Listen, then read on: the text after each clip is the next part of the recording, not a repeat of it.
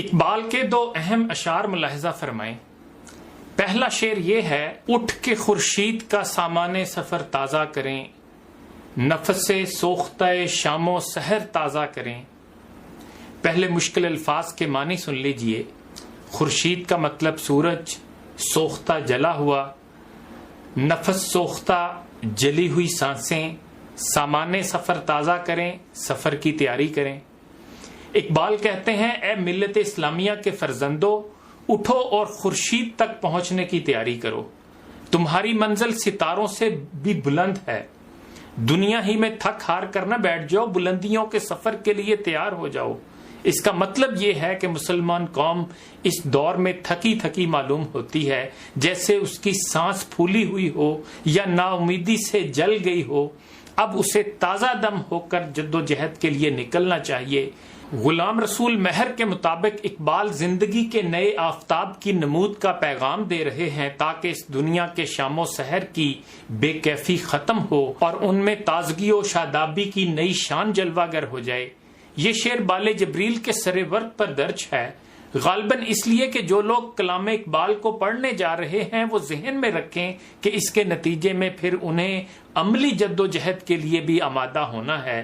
ویسے بھی فکر اقبال مزے لینے کے لیے نہیں، ذہنی عیاشی کے لیے نہیں، بلکہ کچھ کر گزرنے کی تڑپ پیدا کرنے، ظلم کے خلاف ڈٹ جانے اور حق کی جد و جہد کے لیے کمر بستہ ہو جانے کے لیے ہے۔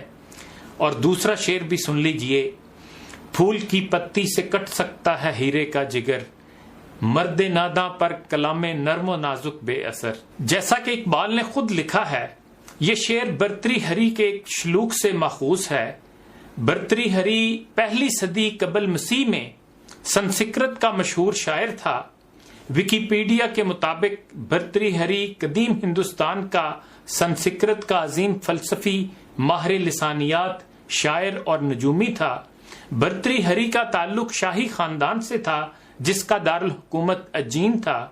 اس کے شلوک کا ترجمہ یوسف سلیم چشتی نے ذیل کے الفاظ میں کیا ہے، کسی شخص کا اپنے عقلی استدلال کے زور سے کسی مورخ یعنی بے عقل کو راہ راست پر لانے کی کوشش کرنا ایسے ہی بے سود ہے جیسا کسی شخص کا مست ہاتھی کو کمل کے ڈنٹھل یعنی شاخ اور ٹہنی سے روکنا یا سرس جو ایک قسم کا پھول ہے اس کے نازک ریشوں سے ہیرے میں چھید کرنا یعنی سوراخ کرنا۔ اس شعر کا مطلب یہ ہے کہ پھول کی پتی سے ہیرے کو اندر تک کاٹ ڈالنا اگرچہ ناممکن کام ہے، لیکن یہ ناممکن کام بھی ممکن ہو سکتا ہے، البتہ کسی بے وقوف شخص پر نرم و نازک یعنی لطیف بات کسی صورت اثر نہیں کر سکتی۔ کسی نادان کو اشارے کنائے سے بلند نکات سمجھانا ممکن نہیں۔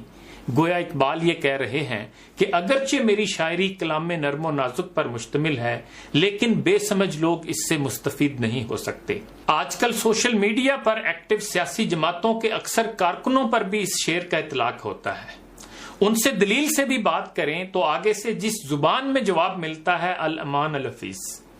میرا مشورہ ہے ایسے لوگوں کو جواب میں یہ شعر یا کم از کم اس کا دوسرا مصرع لکھ کر آگے بڑھ جانا چاہیے۔ قرآن کی 25ویں سورت کی 63ویں آیت کا ترجمہ یہ ہے، اور خدائے رحمان کے بندے وہ ہیں جو زمین پر فروتنی سے چلتے ہیں، اور جب جاہل لوگ ان سے الجھتے ہیں تو وہ ان کو سلام کر کے رخصت ہو جاتے ہیں۔ خدا ہمیں مثبت فکر و عمل کی توفیق عطا فرمائے تاکہ ہم ایک عظیم تر اور پازیٹو پاکستان بنا سکیں۔ اپنا خیال رکھیے گا۔ اللہ حافظ۔